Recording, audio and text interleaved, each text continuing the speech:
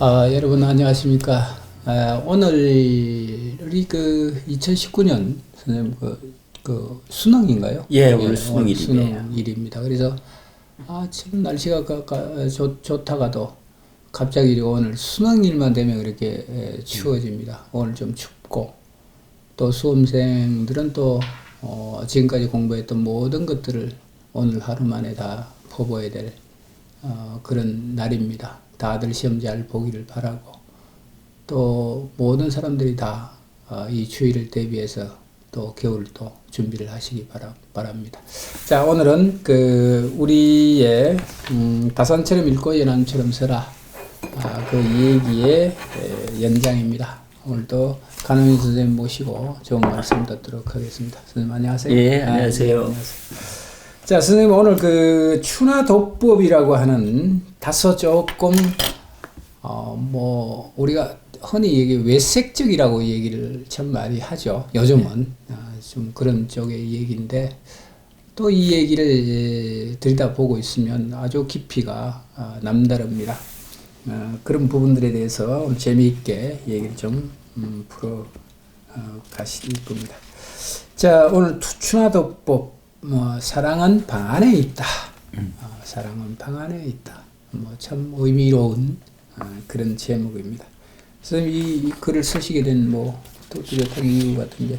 역시 이제 계속해서 이제 우리가 책을 읽는 거에 대해서 얘기하잖아요. 근데 책만 뭐든 읽는다라는 것은 책만 읽는 게 아니고 이 모든 것을 갖다 읽을 줄 알아야 된다라는 게 되는 거죠. 이제 왜냐면은 우리의 삶을 표현하는 게 문학이고 우리의 삶을 표현하는 게 그림이잖아요. 그럼 읽는다는 게 똑같지 다를 바가 없단 말이에요. 그래서 이제 그림을 읽는데 이제 그림 중에서도 이제 오늘은 그래도 춘화도라는 그런 좀 약간 에로틱한 그런 그림을 한번 읽어보자. 이제 그런 내용입니다. 우리가 일반적으로 우리가 흔히 알고 있는 그 춘화도는 우리가 일제강점기의 영향을 받아서 그런지 일본 문화의 영향을 받아서 그런지 춘화도 하면 일본 춘화도가 아주 많이 돌아다니고 그러죠. 그거는 굉장히 감각적이고 말초적인 그렇죠. 부분들을 자극하는 그런 요소들이 없지 않아 있는데 어쨌거나 일본뿐만 아니라 우리에게도 춘화도라는 게 있지 않겠습니까? 그럼요. 그런 부분들에 대해서 오늘 선생님이 좀 재미있게 풀어가 주시길 바랍니다. 자, 승리대전에서도 이렇게 보니까 가슴을 크게 열어야 한다. 하나의 주장에 막혀서는 안 된다. 이렇게 얘기를 해 놓으신 것 같은데 그 연장선상에서 조금 말씀을 이어가도록 하시죠. 지금 우리가 이 세상을 보는 것은 내가 가지고 있는 그러한 생각을 가지고 세상을 본단 말이에요. 내가 가지고 있는 생각이라는 것은 어떻게 보면 거푸집이라는 말이에요. 거푸집, 틀이라는 말이에요. 그런데 내가 보는 이 세상은 사실은 어떤 틀이 있는 게 아니잖아요. 근데 내가 가지고 있는 틀로서 이 세상을 보니 모든 게 전부 다 똑같은 거란 말이에요. 제 생각에 가지고 있는 거푸집 틀이 세모라 그러면은 이 세상을 모두는 다 세모로 볼 것이고 네모라 그러면 네모를 볼 것이고 우리가 끊임없이 내 생각이 내가 가지고 있는 이 거푸집이라는 틀이 고정적인 것은 아닌가. 그러니까 하나의 주장에 막혀서는 안 된다라는 건 이제 바로 그런 얘기죠.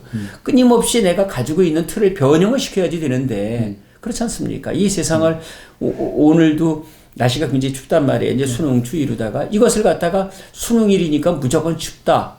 이렇게만 생각을 한다 그러면 이건 완전히 이제 고정관념이죠. 이거 따지고 보면은 이제 어떤 기온이 변화가는 중에 어떤 한 현상이 없고 요 맘때가 가장 이제 그런 추위가 많이 오는데 또 그 맘때 또 시험을 보니까 이런 것이 이제 겹쳐서 그러는 것일 뿐이죠. 그러니까 어떤 고정관념, 고정관념을 꿰자 이제 그런 얘기입니다. 쉽게 말씀드리면. 지금 우리말에 좀 방송 프로는 좀 부적절하다고 할 정도로 우리말에 이런 말이 있습니다.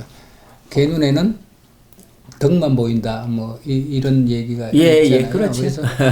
그래서 지금 방금 선생님 말씀하신 것처럼 우리가 내면에 무엇을 담고 있는가에 따라서 내가 보는 관점이 달라지는 거죠. 그래서 이제 그런 부분들에 대한 얘기인데 참 재미있는 얘기도 참 많습니다. 이게 아마 우리 방송을 보시는 분들도 뭐 춘화도법이라고 뭐 춘화도라고 뭐 이런 얘기를 이렇게 방송에서 이렇게 하나 뭐 이런 쪽으로 이제 생각을 하시는 분도 없지 않아 계실 겁니다. 자, 여기에 대해서 조금 이제 먼저 예. 이제 제가 이제 요 춘화도를 가져온 것은요. 예. 우리의 그 선인들의 그 소설을 읽는 법, 그러니까 책을 읽는 법은 상당히 다양해요. 그 중에 이제 광활루기라는 소설이 있습니다. 광활루기. 광한루기. 네. 광활루기. 이 광한루기. 이것이 이제 광활루에서 일어난 것을 갖다 이야기라는 뜻이거든요. 춘향전이에요. 춘향전. 춘향전이 너무 그 좀 야다.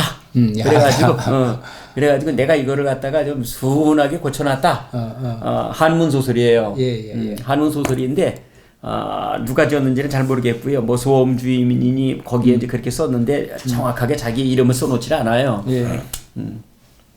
근데 거기에 보면은 이 광활루기를 그러니까 춘향전을 한문본으로다가 이제 번역을 해놨는데 요 한문본을 읽는 그러한 그 평이 있어요. 거기서 비평. 그것을 이제 회서비평이라고도 하고 그랬는데 이게 중국에서 들어온 거예요. 옛날에 이제 서상기라든지 이런 게 삼국지연에 이런 게 들어올 적에 평점본 삼국지연에 뭐 평점본 서상기 이런 게 들어왔습니다. 그러면은 문장이 끝나면 그 뒤에다가 뭐 아름다운 문장이라든지 뭐 이런 걸 이제 적어놓고 그러거든요. 예. 근데 거기 회서비평에 3회째 춘화도라는 게 나와요. 한번 같이 읽어보겠습니다. 예. 옛날에 춘화도 잘 그리는 사람이 살았다. 그는 먼저 푸른 오동나무와 대나무 10여 그루를 그린 다음 초가삼간이 오동나무와 대나무 사이로 은은히 비치고, 여기서 이제 춘화도라는 거는 남자와 여자가 사랑을 나누는 그런 그림을 이제 춘화도라고 그러는 겁니다. 여기서 이제 춘화일 적에 화자는 꽃화자를 쓰기도 하고요. 그림 화자를 쓰기도 합니다. 굳게 닫힌 여인의 창에는 달빛이 흐르고 창 밖에는 남녀 신발 한 켤레씩만 그렸다. 방 안이 줄거문 그림으로 나타내지 않았어도 눈에 보이는 듯 했다. 나는 이러한 의미를 광활루기 제3회에서 터득했다. 이처럼 몇 마디 안 되는 말이지만 지극하고 곡진한 표현이다. 대체로 말이 많을수록 의미는 없어지고 일이 반복될수록 이치는 희미해진다. 이 소리는 뭐냐면은 지금 춘향이하고 지금 이몽룡이하고 사랑을 나누는데 그거 노골적으로다가 써놓으면 재미가 없지 않느냐. 이제 그 얘기를 하는 겁니다. 그러니까 방 밖에서 보는 거죠. 방 밖에서. 그러니까 허소치 소치 선생한테도 그 고종임금이 한 번 그랬대요. 아이고 그 허소치 당신 저 그림을 그렇게 우리나라에서 잘 그린다며? 나에게 그 춘화도 좀 하나 그려주구려. 그게 웬만하면 그 그리기 어렵잖아요. 남녀와 그 문우지랑 하는 그림을 그린다라는 게. 거기다가 또 임금 아닙니까? 예. 그런데 이 허소치 역시 뭐 조선의 대화가답게 화선지를 딱 펼쳐놓고는 그림을 그렸다는 거예요. 옆에는 담장이 있고 담장 위에는 불구스름한 복사꽃이 있고 그 다음에 거기에 대돌이 있고 방이 있고 위에는 이제 뭐 달이 좀 요만한 달이 좀 비치고, 그런데 그 대돌 위에 있는 신발이 남녀 신발이 이렇게 서로 있는 거예요. 그리고 방은 풍경을 보여주지 않는 거야. 그러니까 요거 방 안에서 지금 두 남녀가 사랑을 나누고 있으니 그 폐하께서 그거 알아서 생각하옵소서. 방 안에서 지금 진진한 일이 벌어지고 있습니다. 그건 폐하께서 알아서 하십시오. 그러니까 은미한 춘화도. 춘화도라는 게 사실 스트립쇼 같은 거는 다 보여주면 재미가 없잖아요. 너무 노골적이잖아요. 일본의 그 춘화도 같은 거 굉장히 노골적입니다. 근데 한 번 보면은 그런 걸 보기가 싫다고요. 너무 노골적이기 때문에. 근데 이건 은미한 춘화도죠. 은미한 춘화도. 사람이 말도, 사랑한다는 말도 자꾸 하면은 저쪽에서는 듣기 싫을 수가 있는 거거든요. 그러니까 말이 많을수록 의미는 없어지고 일이 반복될수록 이치는 희미해지고 그러니까 은미하게 보여준다. 은미하게. 그 소리입니다. 참 이게 의미심장한 그런 문구입니다. 말이 많을수록 의미는 없어진다. 네. 우리가 이제 처음에는 그게 굉장히 신선하게 이렇게 들리고 뭘 하잖아요. 예를 들어서 뭐 남녀가 사랑을 처음 시작할 때 뭐라고 하나요? 네가 내 눈 속에 있어. 뭐 이런 뭐 이 얘기를 이렇게 상대방에게 하게 되면 듣는 상대방은 굉장히 저 사람이 참 나를 굉장히 귀하게 여기는군. 이렇게 생각하겠죠. 처음에 이렇게 듣는 그 부분에 대해서는. 근데 그것이 매일 다반사로 아침 저녁으로 그 얘기를 하게 되면 선생님 말씀처럼 예를 들어서 뭐 한 달 내내 줄창 그 얘기를 들었다. 그럼 듣는 입장에서는 지긋지긋할 겁니다 아마. 그래서 이제 그런 부분들에 대한 얘기가 아닌가 이런 생각이 좀 들기도 하고요. 자, 우리가 밑에 보니까 또 독자 심리 뭐 이런 쪽으로 얘기를 하는데 아마 모든 그 작품이란 것이 작가가 가지고 있는 의도성도 있고 의미도 있지만 그 의미를 더 아름답게 채색하는 것은 우리 독자들 몫이 아닌가. 그렇죠. 독자들의 상상에 의해서 지금 우리가 춘화도를 들여다보듯이 일종의 관음에 대한 쾌락 뭐 이런 것들이 책을 읽어내는 또 하나의 재미가 아닌가 이런 생각을 합니다. 그래서 독자 심리란 무엇일까 이렇게 나왔는데 여기는 어떤가요? 뭐 독서 반응 비평이죠. 이것이 지금 뭐 저 외국 같은 경우에는 굉장히 활발한데 우리는 이것을 갖다가 학교 교육에서 원천적으로 막고 있어요. 일방적으로 주입을 그렇죠. 일방적으로 주입을 하는데 그 주제를 갖다가 딱 정해놓지 않습니까? 구운몽의 주제는 인생무상이라고 가르치는데 거기에 무슨 독자 심리가 들어갈 수가 있습니까? 그걸 외우는 것이죠. 그냥 내비를 둬야죠. 그렇다고 그러면은 거기서 이제 독자들이 자기가 알아서 하는 거죠. 그러니까 책의 완성은 독자에게서 완성되는 거잖아요. 예. 그래서 이제 여기서 이제 어떻게 보면 관음증이라는 것도 나오는데 관음증이라는 것은 그거 이제 보고 싶은 그 마음이 있단 말이에요. 사물을 보고 싶은 마음. 그러니까 그 녀석이 보고 싶은 그러한 마음이 있으니까 본단 말이에요. 독자에게도 이런 관음증이 있단 말이에요. 그 책 속에서 내가 무엇인가를 찾아낸다는 그런 것이 있어야지만 거기서 뭔가를 찾아내는 것이죠. 맞습니다. 그렇지 않습니까? 네, 그렇습니다. 그리고 그래야지만 또 책에 써놓지 않은 그 글줄과 글줄 사이 행간 읽기죠. 쉽게 말한다 그러면은요. 또 화가는 그리지 않는 거 있단 말이에요. 그려놓을 건데 그려놓지 않은 거.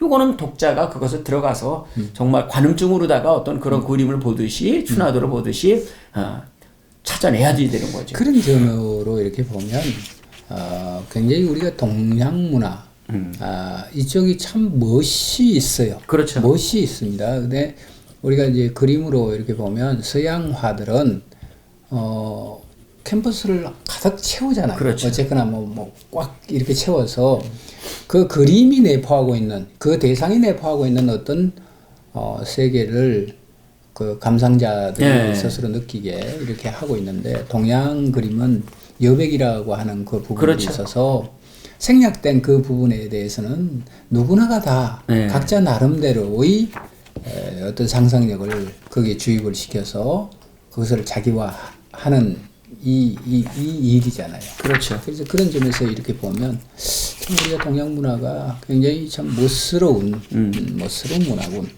그런 생각을 합니다. 그래서 그리지 않고 그린 그림 속에 그려놓지 않았지만은 그 그린 것을 찾아내는 거.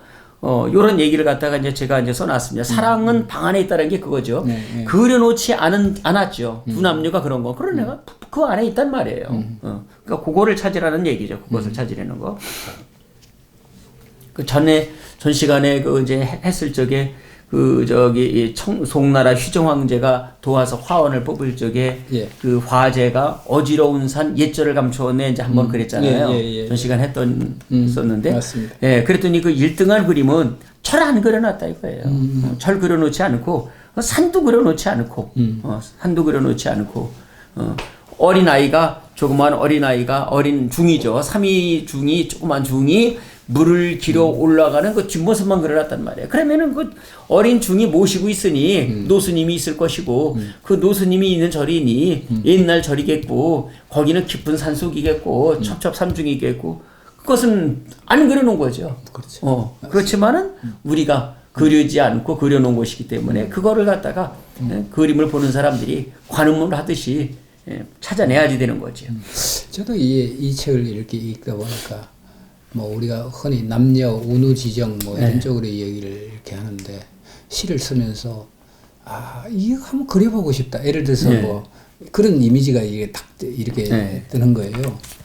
뭐 뎁돌의 한쪽 신발은 저 마당에 떨어져 있고 한쪽 신발은 그 툇마루에 올라가 있고 그렇죠. 우당탕탕 그 그림을 이렇게 딱 묘사를 제가 시로서 이렇게 묘사를 하게 되면 얼마나 급했으면 그렇죠. 얼마나 급했으면 그런 그림이 나올까 이런 그렇죠. 생각을 좀 하게 됩니다. 그래서 시 이렇게 써도 참 재미있겠다. 재미있겠다 그런 생각을 좀 하게 됐습니다.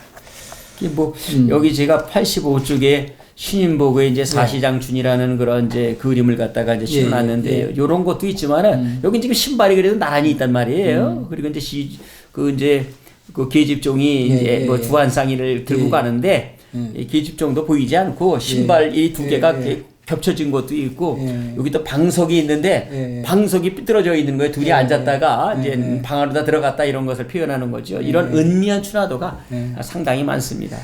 우리 서양은 이제 어떻게 보면 이제 일종의 어떤 학문을 연구해 가는 것에 있어가지고 일종의 알고리즘이거든요. 그게 이제 문제를 풀기 위한 그런 절차들을 갖다가 정확하게 이렇게 탁탁탁탁탁 해가지고 이제 하거든요. 그런데 우리 동양의 학문이라든지 동양의 그림 같은 경우에는 그런 게 없어요. 여기와 여기 사이가 비어 있습니다. 아까 말한 대로 옆에. 그걸 갖다가 어떤 알고리즘으로다가 엮어내려고 하면은 어렵죠. 왜냐면은 거기에 보이지가 않으니까 중간중간에 툭툭툭툭 빠져 있으니까. 그러니까 우리는 그런 식으로 다 볼 게 아니라 그 전체를 갖다가 아울러서 볼 수 있는 그것을 자기의 생각으로 가지고 하는 거죠. A와 B 사이가 비었으면 A와 C만 그려놨으면 자기가 독자가 B를 집어넣을 수 있는 거.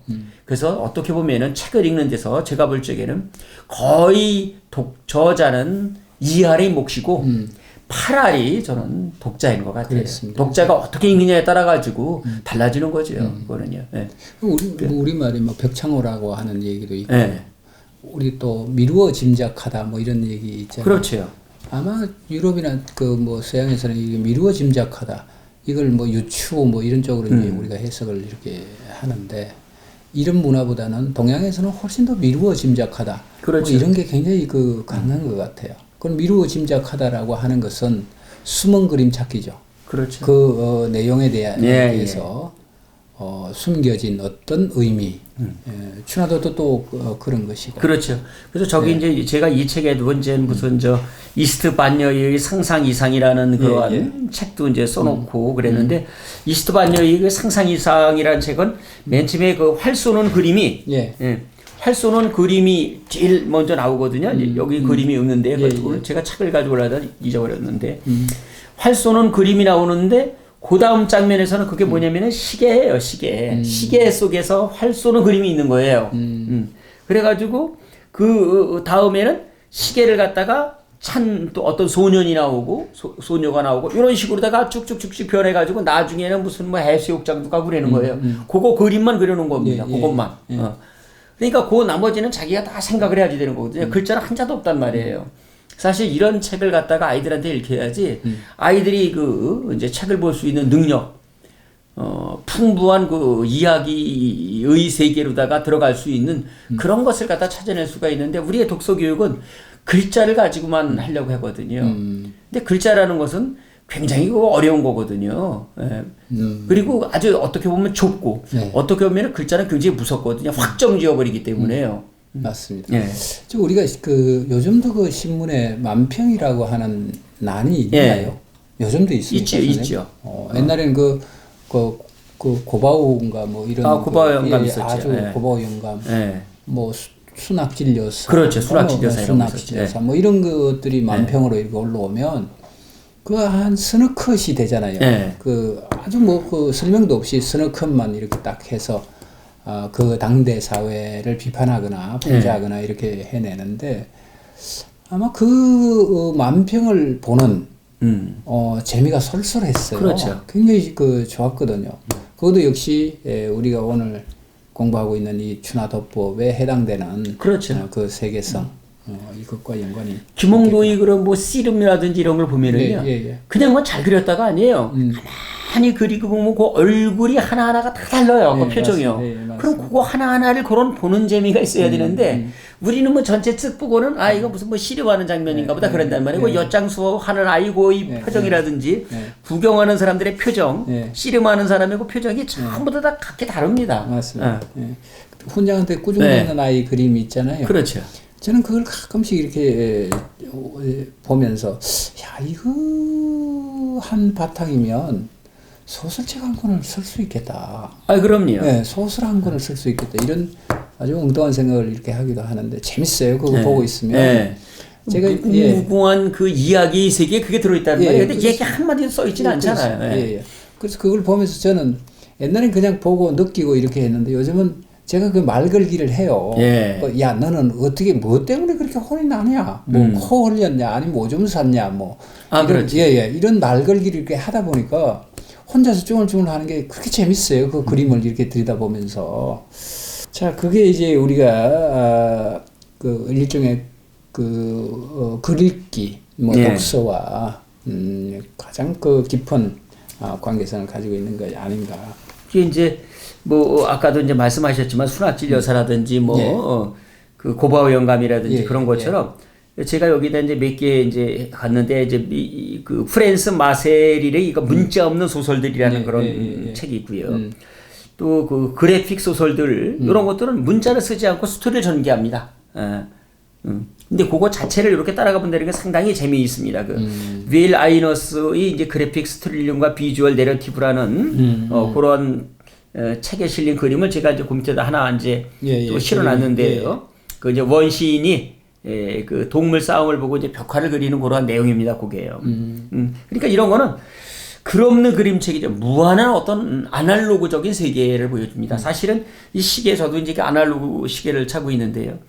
이 전자시계는 찰칵 하잖아요. 너무 빈틈이 없어요. 근데 아날로그는 3시쯤에 만나. 25분쯤 돼서 이게 그래도 괜찮잖아요. 우리 디지털이라고 하는 것 이런 것들은 어떻게 보면 시간이라고 하는 개념은 운동선수에게나 아니면 뭐 경쟁에서 뭐 1000분의 1초 뭐 이런 걸 따질 때나 필요한 그렇죠. 그런 시간 개념이 아닌가 이런 생각이 들고요. 그러니까 물론 우리가 디지털 시대지만은 글을 아날로그식으로 다 읽어보자. 맞습니다. 맞습니다. 아날로그식으로 다 읽어보자. 그래서 이제 그것도 이제 써놓은 겁니다. 319쪽인데 그 반상도라는 그림이 있어요. 그걸 갖다가 한번 제가 그 보면은요. 긍제 김득신이라는 분인데 우리 그 인터넷 같은 데 쳐보면은 김득신이 두 분 나와요. 이 한 분은 이제 이게 화가 이제 어떻게 이제 신분 계급으로는 떨어지는 거죠. 긍제 김득신이 있고 백곡 김득신이라는 분이 또 있습니다. 백곡 김득신이라는 분인데 한자는 똑같이 써요. 그 김득신 이름이 똑같은데 백곡 김득신이라는 분은 이제 1600년대 분이에요. 그러니까 1세기가 앞서죠. 이 이제 긍제 김득신보다. 근데 이 양반이 굉장히 재미있는 양반이에요.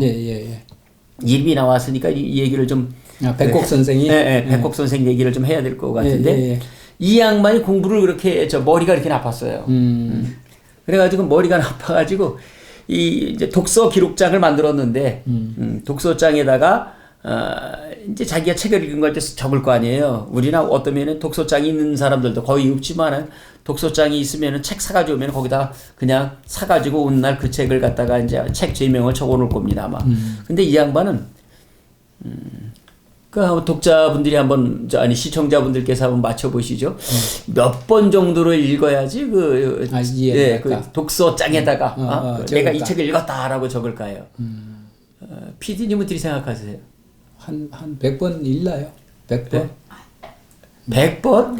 이 사람 머리가 나쁘다니까. 100번 턱도 없어요. 10,000번을 읽냐, 10,000번. 이야. 그러니 자기가 좋아하는 거는 얼마나 많이 읽었겠어요. 이 이제 백곡 김득신 선생이. 이렇게 자기가 좋아하는 거 100여열전인데, 그거는 억번을 읽었다는 거예요. 억번.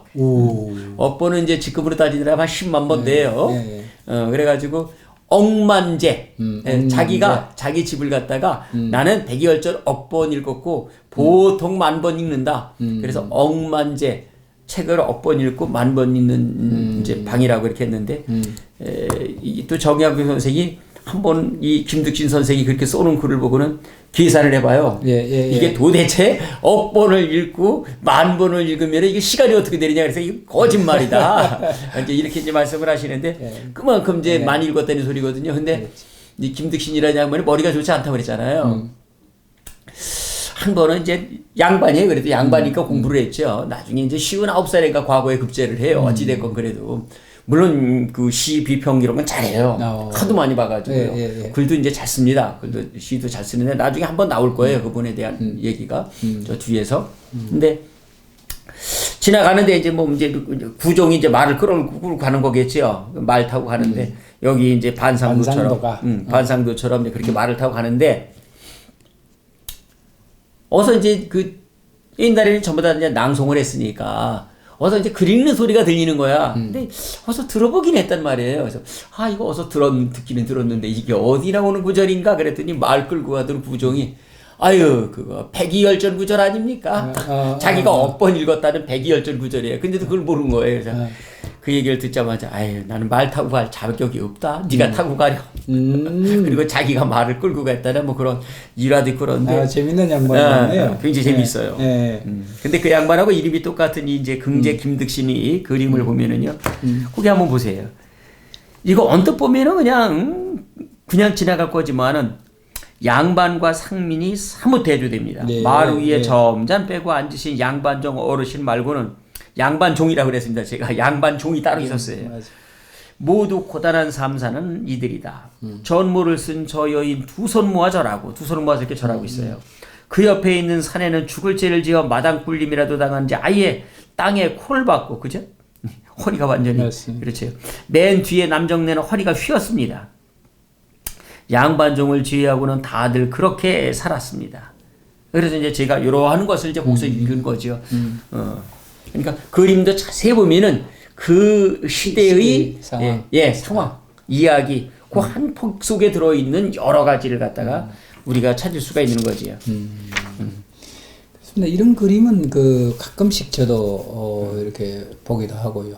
이렇게 하는데 아마 우리가 혹자는 조선시대가 참 좋은 세상이었다, 괜찮다, 이런 쪽으로 얘기를 이렇게 하는 사람도 없지 않아 있지만 이런 그 시대상이라고 할까요? 이런 그림들을 통해서 들여다보면 참 슬픈 삶이었구나. 우리가 지금은 민중이라고 얘기하기도 하고 대중이라고 우리가 시민사회에서 이제 그렇게 얘기를 하는데 이때 당시는 신분제도 철저하니까 평민이거나 아니면 상끝이 아래끝 사람이기조차 죄송스러운 사람들이 많았죠. 그렇습니다. 이렇게 보면 선생님들이 이렇게 표현을 이렇게 해 놓으셨지만 코가 땅에 닿을 정도로 90도 120도 각도로 이렇게 그 양반종이죠. 양반종에게 이렇게 꿀리는 모습들을 이렇게 보면서 참 슬프다는 느낌을 참 가졌습니다. 양반종 그들만의 리그죠. 그래서 제가 도대체 그 양반이라는 게 어떤 건지 그래서 그 뒤에다가 좀 써놨는데요. 이거 박재영이라는 분이 조선정감에 나오는 거예요. 거기에 조선정감. 선비가 누구냐? 양반이 누구냐? 선비로서 네 당파 자손들은 비록 글 몰라도 스스로 사족으로 행세하며 선비족으로 행세하며 마을에서 최못대로 행동한다. 이게 이제 박재영이라는 분이 이제 이 1800년대 후반이거든요. 후반에 써놓은 글 좀 보세요. 아주 문란했던 시기. 시골 백성 억압해 밭 깔지 않고 벨짜지도 않으면서 의식이 풍족하다. 모두 백성들 살림을 박탈해서다. 평민이 사족의 노여움을 삼은 종 보내어 묶어다가 채찍으로 고문하며 오형을 갖추기도 하는데 관가에서 금지하기는커녕 당연하다는 듯 보아넘긴다. 백성으로서 사족 욕한 자가 있으면 관에서 보내는 율법을 매기고 심하면 사형에 처하기도 하니 백성이 사족을 두려워하여 귀신같이 섬긴다. 사포도청이라는 말이 있었어요. 사사로이 권세의 가문에서 사사로이 지나가는 사람 붙잡아다가 매도 때리고 자기 마음대로 다 해서 사람도 죽이는 거예요. 그 생사 여탈권을 그러니까 양반이 주고 있었다라는 거죠. 글쎄 저는 지금도 우리가 그걸 제가 비하하거나 나쁘게 얘기하고자 이런 말씀을 드리는 것이 아니라 요즘 관광지가 됐죠. 그래서 양반촌이라든가 곳곳에 있잖아요. 이게 우리 전통 한옥 이렇게 해서 이렇게 가면 저는 물론 가옥 구조라든가 가옥의 아름다움에 대해서도 참 저도 역시 취하기도 하고 좀 좋아라 이렇게 하기도 하는데 그걸 이렇게 빙 둘러보면서 먼저 보이는 것이 이들이 누렸던 세도죠. 이 세도의 폐악이 얼마나 컸던가라고 하는 그 그림이 이렇게 좀 생각이 되어서 좀 둘러보는 그 자체가 좀 미안해지기도 하고 그렇죠. 또 그렇습니다. 그래서 아마 제가 어릴 때만 하더라도 이제 그런 게 흔하게 있었거든요. 한 칠순된 어르신이 이제 30대 된 젊은 양반의 후손이었던 모양이죠. 근데 지나가게 되거나 이렇게 보면 그냥 하여튼 여기 그림이 나오는 것처럼 90도 각도로 이렇게 허리를 굽히면서 아유 어르신 어디 다녀오시냐 아니면 진지나 드셨냐 이렇게 인사를 이렇게 하는 거를 봤어요. 제가 어릴 때. 그리고 의문점이 그게 있죠. 왜 저 할아버지는 왜 저 젊은 손자와 같은 아이에게 아이고 어르신 어디 별거 없으시냐 이렇게 얘기를 할까? 절을 하면서 그게 참 의아했어요. 제가 이렇게 클 때. 나중에 알고 봤더니만 그런 전통적인 문화라든가 이런 것들이 경주 지역에는 아직도 제가 어릴 때만 하더라도 더러더러 남아 있어서 그야말로 양반종이었겠죠. 새파란 젊은 아이는 이제 그 영향이 아닌가 이런 생각을 하기도 하고. 또 거기에 관리들의 폭정도 심하고 그래가지고 이사벨라 비숍이라는 저기 분이 신랄하게 비판했죠. 한국 이웃 나라들이라는 책에서 한 조선의 관리들을 면호받은 흡혈귀라고 해요. 면호받은 흡혈귀. 그러니 참 조선이라는 사회가 얼마나 살기가 보통 사람으로서는 백성으로서는 살기가 어렵고 감내해내기 어려운 시기였는지. 맞습니다. 그래서 우리가 김수영 시인도 비숍 여사 얘기도 하기도 하고 이렇게 하지만 아마 이제 우리가 좀 식자청에서는 조선의 비평사를 우리가 들여다보면요. 외국 선교사들이나 좋은 것만 우리가 배우잖아요. 그 학교 다닐 때는 조용한 아침의 나라고 아름다운 나라고 이렇게 묘사를 하는 것만 이렇게 배우는데 그 속내를 들여다보게 되면 아마 외국인들이 우리 조선 그러니까 조선 후기겠죠. 그 후기 사회의 문란함 그다음에 가장 비판을 많이 받았던 것이 이제 법치에 대한 문란입니다. 그렇지. 양반이라고 하면 어떤 원칙도 없이 자기 사사로운 감정에 의해서 응징을 하거나 이렇게 하는 사회. 그다음에 지금도 그런 게 잔재가 남아 있어서 백이라고 하는 얘기를 하잖아요. 백이라는 얘기. 그래서 끈앞을 하나 이렇게 못 잡으면 그 사회에서는 견뎌내기 힘들 정도의 어떤 핍박과 억압 이런 것들을 이렇게 봤죠. 그래서 그런 부분들을 아마 조선 사회를 둘러봤던 외국인들의 눈에는 정말 불가사의한 이해하지 못하는 그런 사회였을 겁니다. 좀 역설적으로 얘기하면 내가 만약에 조선시대에 태어났으면 큰일 날 뻔했겠다 이런 생각을 합니다. 여기 90도 각도로 120도 각도로 인사를 하고 다녀야 되는 그런 종으로 제가 태어났으면 어떻게 할 뻔했나. 그래서 그 생각하면 요즘이 어떻게 보면 좀 행복하다. 태어났다. 시대를 잘 타고났다. 이런 생각. 저는 더 그런 생각을 합니다. 저는 간가 아닙니까? 간가. 간가는 과거 시험조차 볼 수가 없어요. 자격증조차도 없습니다. 그 과거 시험 보려고 그러면은 그거 예. 그 4대조까지 전부 다 양쪽을 갖다가 친가 위가를 갖다 다 집어넣는단 말이에요. 그 사주단자처럼 집어넣어야지만 그것을 가지고 이제 시험 볼 자격이 주는데 우리는 이제 시험 볼 자격도 없습니다. 그렇군요. 어떻게 오늘 프로가 이게 자괴감이 드는 그런 그 프로가 이게 될 것 같은데 좋습니다. 이 얘기를 좀 넘어와서 또 이렇게 좀 또 우리 재미있게 좀 이어가려면 그래서 이제 말하지 않고 말하기요, 그리지 않고 이제 그린 건데 그런 거를 갖다가 그 우리 소설 비평에서는 또 85쪽에 보면 홍운탁월법이라는 게 있습니다. 홍운탁월법. 홍운탁월법은 우리 동양어의 아주 전통적인 기법인데요. 수목으로 달을 그리려 할 때 달이 이제 희잖아요. 그러니까 이게 색칠한 대로 의미가 없단 말이에요. 그러니까 내비로 둔단 말이에요. 달을 그리기 위해서 달만 남겨둔 채 나머지 부분만 이렇게 싹 칠해놓으면 그 달이 된단 말이에요. 그런 식으로 다 표현을 한다 이거죠. 주제를 갖다가 또 자기가 뭔가를 얘기하고 싶은 것은 언저리만 싹 표현을 해놓지 그것을 핵심은 결국은 독자가 이제는 알아야 되는데 이거는 뭐 어떻게 보면은 그 뭐 동양만 그런 것도 아니고 서양도 마찬가지로다가 그 러시아 그 소설 이론가인 슈클로프스키라는 사람이 이제 있지 않습니까? 이 사람이 낯설게 하기를 하잖아요. 이쪽 얘기를 위해서 저쪽을 치는 거죠.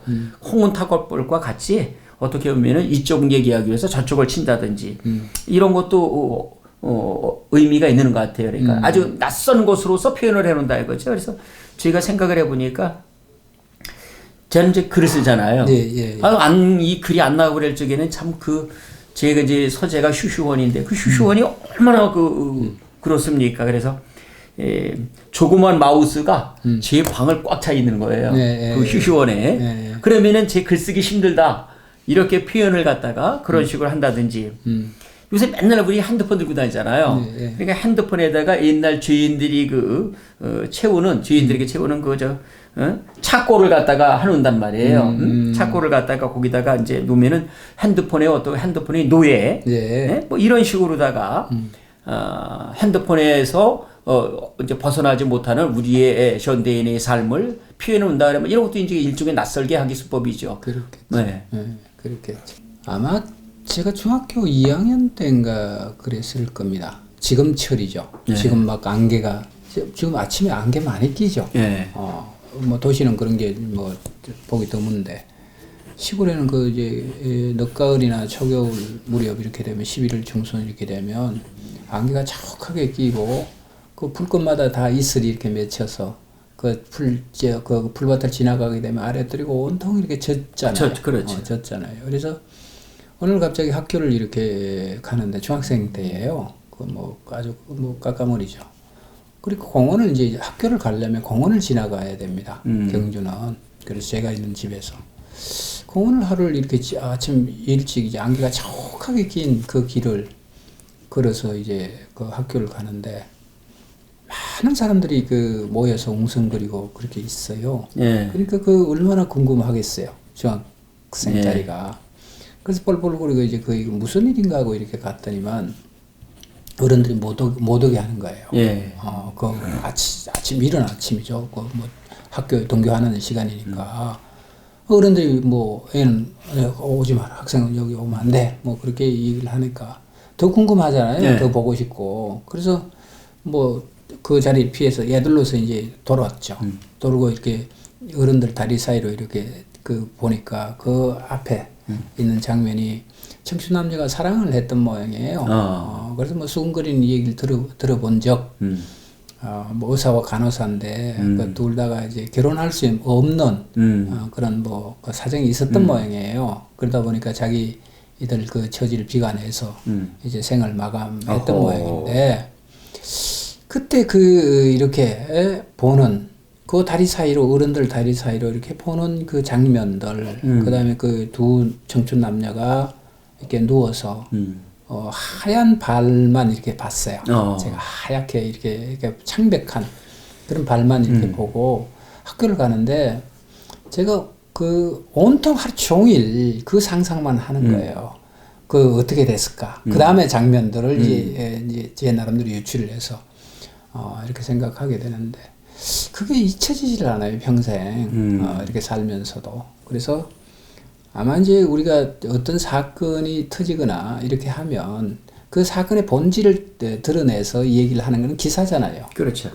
근데 그 기사화되지 않는 그것은 생략되고 많은 사람들이 웅성거리고 있고 그 실루엣만 이렇게 비춰지는 어떤 장면을 이렇게 본다면 훨씬 더 사람들에게 풍족하게 많은 부분들을 상상하게 하고 뭐라 그럴까요? 그 자기가 지향해 가야 될 그 세계도 거기도 또한 투입을 해서 생각을 할 게 아닌가 이런 생각을 좀 하게 되는데 아마 춘화도가 그런 의미로서는 아마 굉장히 그 강렬하게 우리들에게 전달되는 그 그림이 아닌가 이런 생각을 하게 됩니다. 예, 선생님 말씀을 제가 들으면서 지금 이 화면을 보고 보시는 시청자분들께서는 저 두 사람이 저렇게 이야기를 하고 책을 내고 이러니까 뭐 저 사람들의 삶은 굉장히 화려하지 않을 것인가 그렇게 생각하실지도 모른다고 하지만 만약에 제 뒤에다가 글자를 써놓으면은 3D 업종이라고 써놓고 싶습니다. 아니 실음이 서말일걸요 선생님 그 뒤에 이렇게 하면 시름서말 3D 업종. 맞습니다. 어떻게 공부하는 것이 학업을 하는 것이 이렇게 3D가 됐는지 참 시청자분들께서 알아주셨으면 좋겠습니다. 이 책 하나 2만 원이면은 저희한테 떨어지는 돈은 한 권 팔아가지고 2,000원입니다. 2,000원 10%. 참 우리의 세계가 어떻게 보면 지금 양반도 얘기하고 그랬는데 참 이러한 세상으로다가 또 변했는지 참. 그래서 어떻게 오늘 아침 프로 어떻게 자조적인 프로가 이렇게 돼서 신세한타는 프로가 이렇게 돼버렸습니다. 그래서 이런 것들이 이제 우리가 살아가는 하나의 이면이고 그 이면에 숨겨진 의미죠. 그 눈에 보이지 않는 거 어차피 오늘 이제 제가 여기서는 눈에 보이지 않는 것을 보라 그러니 여러분들은 저희들을 갖다 보시지만은 저희들이 보이지 않는 이면을 한번 생각을 해보시는 것도 맞습니다. 그래서 저는 그 우리가 천양희 선생님의 시를 쓰시는 천양희 선생님의 그게 시침질인가 뭐 제목이 제가 잘 이렇게 시침이란 것은 옷을 이렇게 뭐라고 하나 그렇죠. 시침을 하는 거죠. 꿰매는 거. 그 재봉하기 전에 맞춰보는 거잖아요. 그 제목인 것 같아요. 제가 정확하지는 않지만 이 양반이 이제 백화점을 이렇게 갔던 모양이에요. 앞을 이게 지나가셨던 모양이에요. 근데 그 백화점을 보면 보통 뭐 마네킹이라든가 뭐 이렇게 있잖아요. 쇼윈도에. 근데 그걸 보고 앞에는 참 멋있죠. 그 굉장히 많이 멋있고 그 사람들마다 이제 구매 의욕을 북돋아야 되고 이렇게 하는데 이 양반은 그 이면을 이렇게 그려낸 그 시가 이제 바로 그 시예요. 저 아름다움 뒤에는 얼마나 많은 시침들이 꼬여 있죠. 뭐 꽂혀 있을까. 그러니까 뭐 뒤에는 뭐 여러 수백 개의 그 침들이 이렇게 꽂아 놓고 그다음에 그걸 아름답게 보이기 위해서 그렇게 만들었겠죠. 그래서 그 시를 이렇게 읽는데 참 잘 썼었다. 정말 잘 썼다. 시가. 그래서 우리의 삶도 우리 일평생 산다는 삶도 그 이면 그 시침이 꽂혀 있는 그 삶을 들여다본다면 아마 글쎄요 사는 그 태도가 또는 삶의 자세가 조금 진중해지고 바뀌지 않을까 이런 생각을 하기도 합니다. 그렇죠. 아름다운 꽃이 흔들리지 않고 어찌 그 꽃이 피겠어요. 맞습니다. 그렇죠. 비바람 맞지 않고 어떻게 그 꽃을 피워내겠어요. 그렇습니다. 우리가 모든 글에는 이와 같이 우리가 춘화도를 들여다보고 생략된 어떤 의미, 그 다음에 그 상상의 세계, 그것이 우리가 그 도출해서 생각하듯이 글에는 또한 그런 의미가 있으니까 깊이 읽기 하려면 그런 쪽으로 좀 들여다봐야 된다. 이것이 이제 오늘 이 얘기의 핵심인 것 같아요. 자, 우리가 이제 잘못 얘기하면 이 춘화도가 좀 어떻게 보면 좀 그 농스러운 얘기가 될 수도 있고 이렇게 되는데 아마 선생님이 오늘 저 격을 달리 이렇게 할 수 있도록 이렇게 도와주셨습니다. 그래서 아마 그 선비들도 이렇게 그 가끔 준하도를 봤을까요? 아유 그럼요. 네. 선생님 준하도 보셨습니까? 아이 봤죠. 아이고, 퇴계 선생님의 그 외설스러운 이야기를 뭐 이 자리에서 할 수는 없습니다. 퇴계 선생님도 그러신데요. 네, 그렇습니다. 그래서 우리의 삶은 다 고만고만하게 다 있습니다. 이런 부분들에 대해서.